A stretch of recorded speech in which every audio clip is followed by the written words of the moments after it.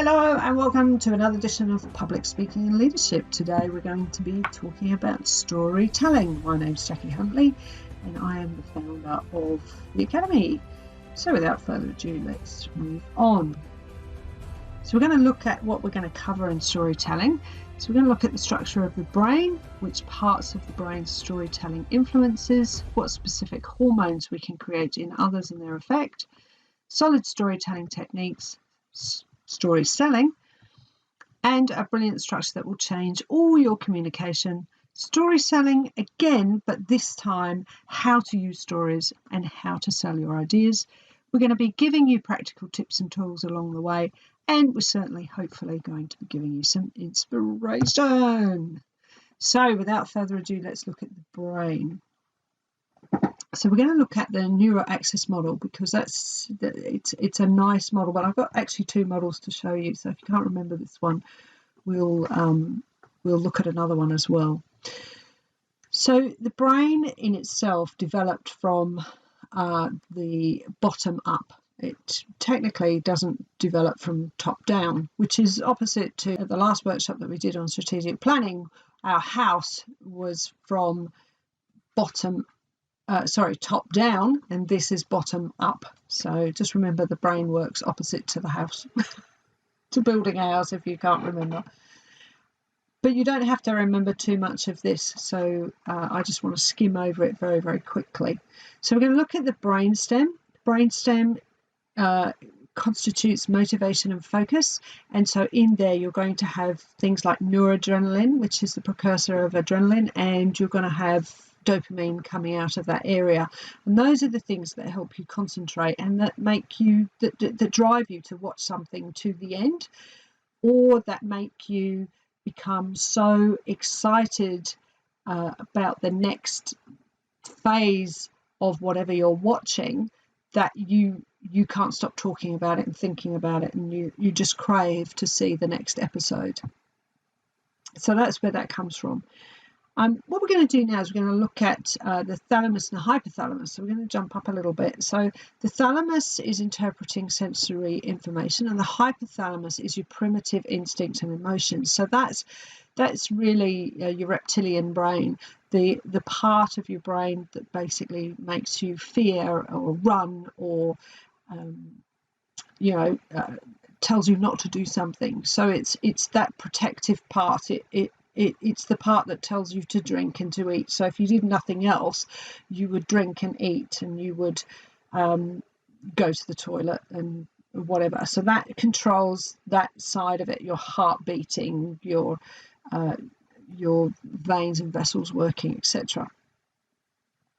So that part in itself is attached to something called the limbic system, and that's really the grand central station of your emotions. That's where if you could think of if you think of the thalamus and the limbic system, that's how you also have the sensory information is gathered from there. So like if you were eating an apple, you could describe it as you had a crunchy apple with which burst into flavour in your mouth when you were chewing it. So that description allows your brain to actually sense you biting into an apple and actually eating the apple. So you can almost taste it, even though it's imaginary.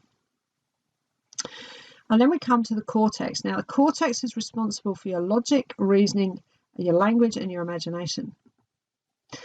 Now, it's quite funny because really and truthfully, the thalamus, hypothalamus, limbic system, and really your brainstem can hijack the cortex and actually completely disarray your logic. And I'm going to give you a link to a video that I want you to watch, and that will actually give you a sort of good indication of how that happens and how it occurs. And so when you're watching a program, even though the program is completely not on this planet or unrealistic or even total rubbish, you still sit there and watch it. And even though your cortex is sort of telling you this is rubbish. The rest of your brain is actually saying, well, yeah, but look, it's really interesting. I want to see this next bit, or, oh, he said that, or I've got to know what happens in this story. So even though it's totally unrealistic, you can see that your cortex gets, so your logical reasoning, unfortunately, does get hijacked by the rest of your emotional brain, or if we look at it, your instinctive instinct. So when we think of doing anything where we're storytelling, we really need to be careful with our use of logic, because too much logic, people will switch off and they won't want to hear the end of your story. So this is a video. Now what I'm going to do, I'm going to give you the link to this video and you can watch it. So just to reiterate on the brain, we've got the neocortex, which is a part of the cortex. It's responsible for your logic, reasoning, language, and imagination, and it helps us understand and follow the structure of a story and enjoy the sensory stimulation from a story. We have the limbic system, which we know controls our emotions, our memories, habits, and decisions. Good stories invoke emotions and influence decisions, and more emotionally invested we become, the less critical we are. So ultimately, we don't care if it's rubbish, we're still going to watch it. The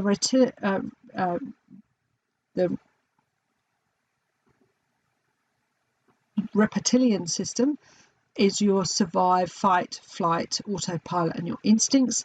And powerful stories can also invoke our instincts of fear. And if you think of adrenaline being pushed through your veins and cortisone, that can really make you stressed and fearful and anxious. And so those are the things that you can actually put into a story.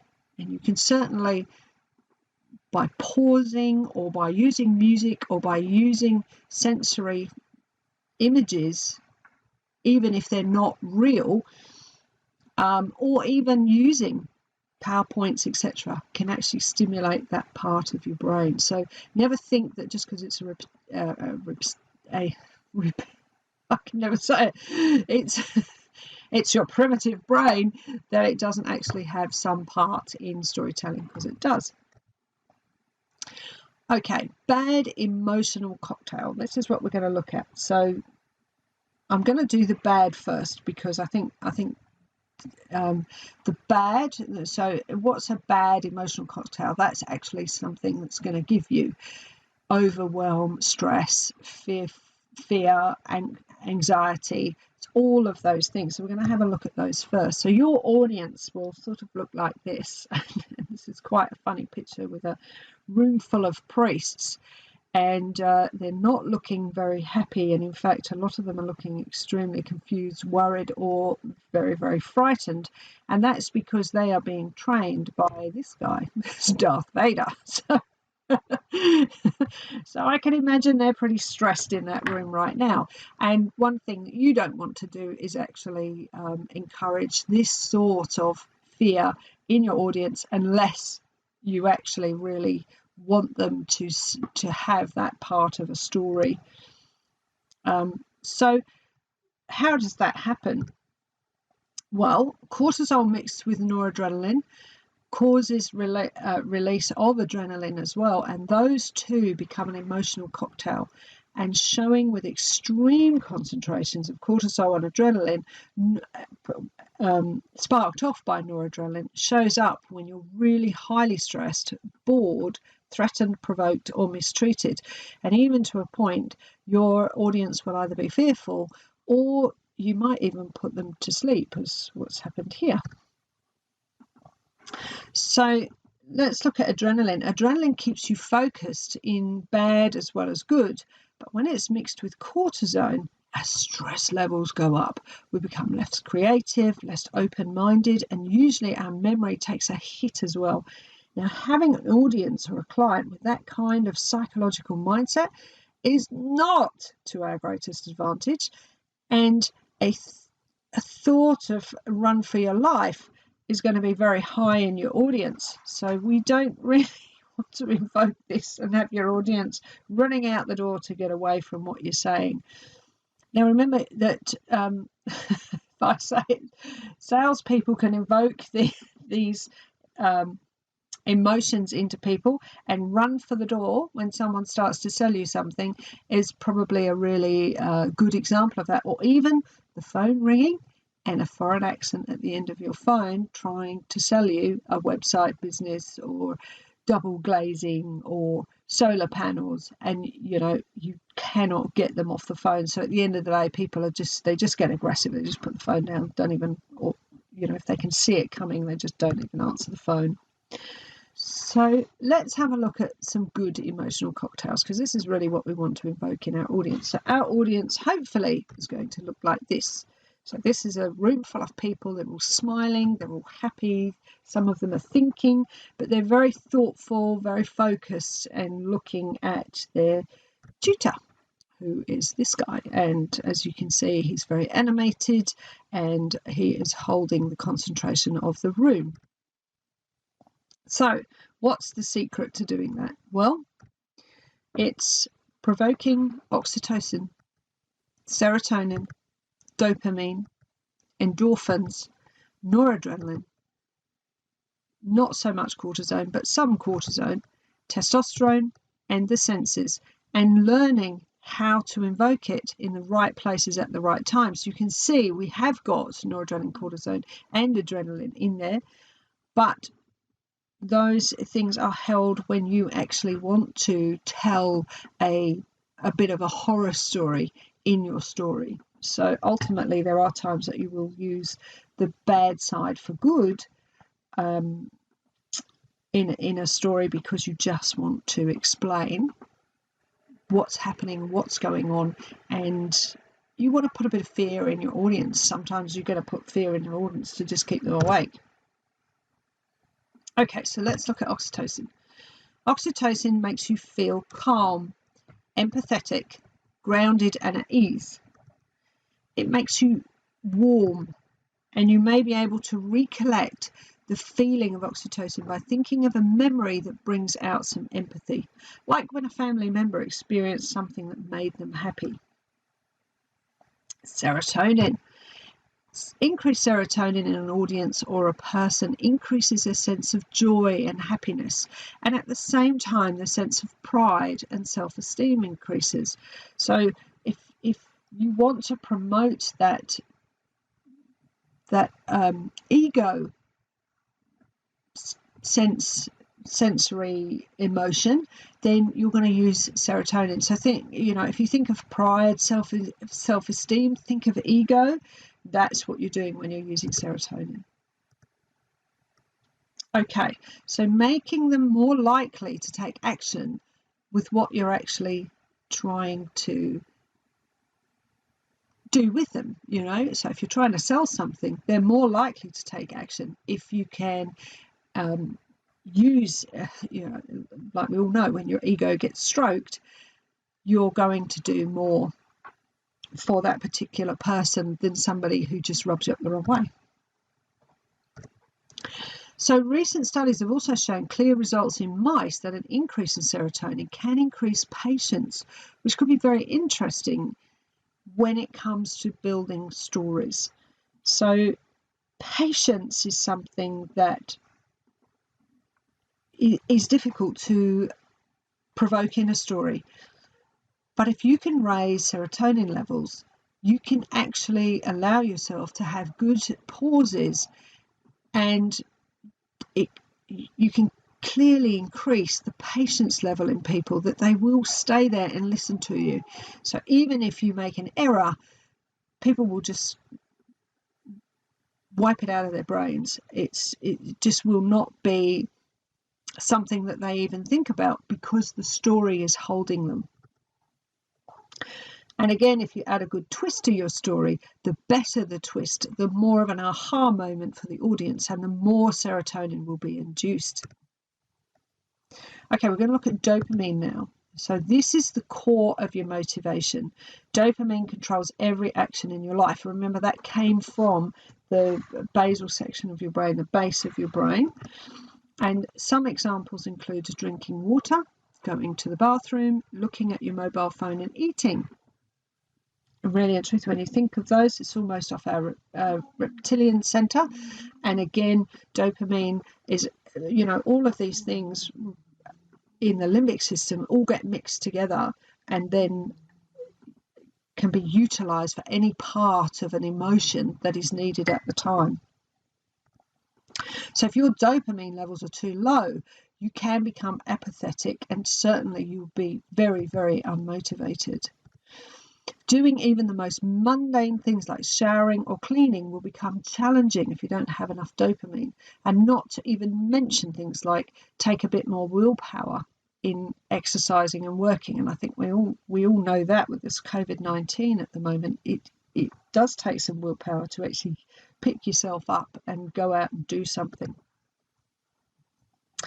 Mix dopamine with adrenaline or noradrenaline, and remember noradrenaline really is a precursor of adrenaline, that can actually induce some focus. So if you can get your dopamine levels up, you're doing really well. And if you can mix it with adrenaline, you will get some good clear focus. Let's look at endorphins now. So critical thinking is under the influence of your laughter. And that is one of the nice perks with endorphins, that it lowers the critical mind of your audience. So remember that cortex, which is full of logic, you start to laugh and that logic just literally falls away. It just cannot stay within your thought pattern. And so ultimately you overriding your logical brain. So laughter will bring people together, which is always something of interest when delivering to an audience, giving them a sensation which they can share, and by doing so can open up to each other and increase self-disclosure. People start to talk about themselves, and people, you laugh, people will tell you anything if they think it's, as part of a story or a joke, or they just open up. So it's absolutely brilliant if you want to bring people to open up, make them laugh. It breaks the ice. So endorphins, one of the absolute greatest traits of endorphins is when you come across an audience or meeting delegates that are stressed. Anyone who is stressed, or you look out there and you've got they've just been taught by Darth Vader and a bunch of priests in the room, then go tell some jokes. Their stress will because their stress will increase their short-sightedness, and they'll become more prone to look for errors and mistakes if you don't actually create endorphins. So if you, in these cases, increase get those endorphin levels up, you will also lower their stress levels and the psychological effects attached to what they have been thinking before, or the environment that they're in. You'll see if you're in a road traffic accident, you'll actually see, or some high stressed areas, say even in a hospital, where a lot of the staff have to get together and they have to cope. You'll find that they'll laugh and they'll joke, and some people find that very offensive. They go, "Why are you laughing and joking? It's not a laughing and joking matter." But that is the psychological effect of being able to cope with a logical emotion, and you don't want to. Logical emotion will make you run. You need to control that, and so you do that with producing endorphins and making yourself laugh or joke, and bringing the whole tense, stressed environment down to a level that is copable. And the psychological effect is that everybody can do their job now, rather than are so highly stressed they just don't know what they're doing anymore. Okay, so I'm also going to give you a link for a video that is an extremely funny video, and that will actually get your endorphins going, so you can actually feel what that is like. But I'm going to give you that link. Please, when you get to this, pause the video and go and watch that. And then we're going to talk about adrenaline and noradrenaline, and there is another video for this. I'm going to give you that third link, so I'm going to put that link down, so you'll have the first video, the second video, and the third video. Please make sure The second and third video run one after each other. Make sure you actually watch those before you move on in this webinar. So adrenaline is a stress reaction hormone. It's produced when your brain either senses psychological or physical fear. Adrenaline and cortisol often go together, and excitement and fear linger together. Intensity, speed, deep valleys, high mountains to jump off are all adrenaline driven. We all know the adrenaline junkies. If you go and leap out of an aeroplane or throw yourself off a bridge on a bungee cord, or jump off a cliff edge, and you've hopefully got a pair of wings on your back, are all adrenaline driven. Inhale, buckle up, and obviously music plays a major part in anything that you do if you want to provoke something shocking to your audience, and you actually want to put that adrenaline rush feeling through your audience. And what I'm going to do now is, the third video that I want you to see, I want you to ask yourself, do you actually feel your heart racing when you watch this video?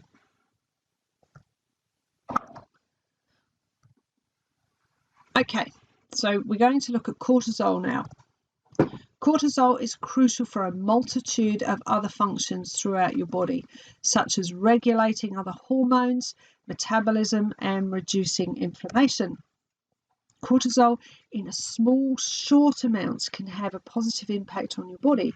However, what we call chronic stress is caused by having too much cortisol over a longer period of time, which can disrupt your body's natural functions. Whenever you introduce a challenge in your story, it will create a certain level of stress, i.e., you're going to produce cortisol. And in a longer story, it's common to create a large challenge early on and then smaller challenges as you go along until the very end, where your climax with the largest challenge appears. Now, you just need to remember that if you're inducing cortisol is good. Every now and again, you need some stress, because otherwise you're going to find people falling asleep. So you are going to produce every now and again that bang feeling of shock. And the beauty of that, to see Jan jump out of my skin, but the beauty of that is that you will keep your audience awake, and you will keep them following the story, and the dopamine then can be allowed to flow, especially if it's dropped down and people are starting to wander into a sort of sleepy aspect, and you can just wake them up. A question can do the same as well. You can add stress by adding questions. So cortisol is also produced in your audience through changes in your body language and voice.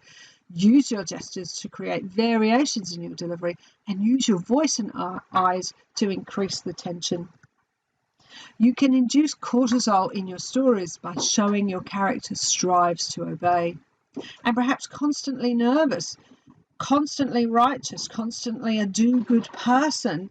And in your story, you can provoke morals and ethical compasses and create natural tension throughout the story by actually, showing that they're taking hits, and so you start to feel for them. And in fact, almost you're introducing maybe even not just cortisone, but you're starting to introduce maybe some serotonin, and you're affecting their self-worth, and you're trying to push them on and lift themselves up. So it's amazing how many of these cocktail of emotions and hormones you can actually put in just to a very, very short story.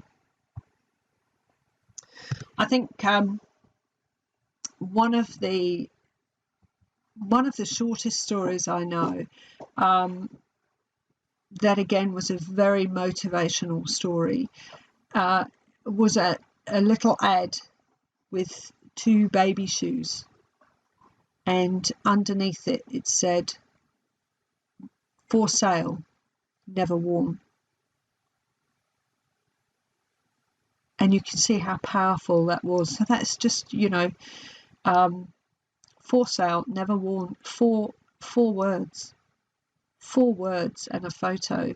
And, your heart could break for that, because you think, they obviously lost their baby, or, they haven't been able to have a baby, and it's obviously something that's quite deeply passionate. And that will bring out some sort of tension and stress, and certainly empathy. So you're really going towards that oxytocin as well coming out.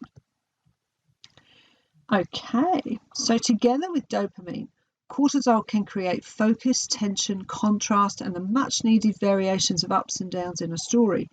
But use it wisely. Gain the skill of backpedaling if you overdo it and create a horror story, because you may not want a horror story, but accidentally you're starting to go down that pathway. So make sure, if that's not where your story is supposed to go, that you can actually backpedal out. Okay, we're going to look at testosterone. Testosterone is a strange hormone. The main effects of testosterone is it will create a willingness to take risks. It increases your cockiness, your strength, and your self-confidence. Can impact our generosity as well. And primarily, there is only one way to reduce testosterone in your audience. Make them feel like winners. Give them the trophy, give them the cup to be the winners through your protagonist in the story, or whoever you're introducing in the story. Make them win, make them have a win. And maybe that win is the end of the story, and maybe you're going to show them having a stress effect, so the cortisol released all throughout the story, and then finally you give them the win, and the testosterone then will appear in your audience. It's most easily done with success stories and by rooting for a character in a story, a character who finally wins at the end. It all comes down to creating a struggle, a setback, and finally a grand win at the end. Okay, we're going to look at senses. The reason you should stimulate the senses of a listener is to make the story more vivid and real. The more vivid and real your story feels, the more emotionally invested the listener will become, i.e., you have their full attention. Your senses are found in different areas throughout your brain, and in a study done by Yuri Hassan at the Princeton University, they showed how these areas could be synchronized between the speaker and the listener. The conclusion was a baffling overlap and synchronization between the two individual brains. And they seem to experience exactly the same thing, irrespective of whether they were reading a story or listening to a story. What we can also see is that the story stimulated several different senses like auditory, motor, and visual. Now, what we can call this is, we call it your mirror neurons. So you actually start to get your audience in sync together, and they're all mirroring the same neurons. If you can do that with an audience, wow. That's why it's vital that when you deliver a story, you describe and add emotions, facial expressions, your gestures, and your voice variations, because all those techniques will allow the receiver to easily digest your story. Let's look at some senses. So if we look at only visual senses, we could say, as we came up the road, we saw a mountain. But if we want to add a little bit more, we want to add some visual senses, some not just for what you think people will see. You could actually say, we came up the bumpy road and we saw the mountains. So you're actually putting a bit more description in, and you're making people think, you're making their brains deliver more chemicals to actually work out what that is, and you're making a lot more parts of the brain light up because they're having to work. They're having to decide, bumpy, what does bumpy feel like? Oh, it's bump, bump, bump, and then, oh, and there's some mountains. Another one, I love looking out over the sea. I love looking out over the sea, smelling the seaweed, tasting the salt on my lips, and feeling the wind through my hair. I could even say the crashing of waves as they head into shore. So you can put a lot of description in, which allows other senses to take place. When you're talking about salt, you're talking about taste. When you're talking about lips, you can feel your lips. When you talk about wind and through hair, you can feel your hair move. So you can see how we're adding more and more senses. And I've got a few more examples there you can actually read through.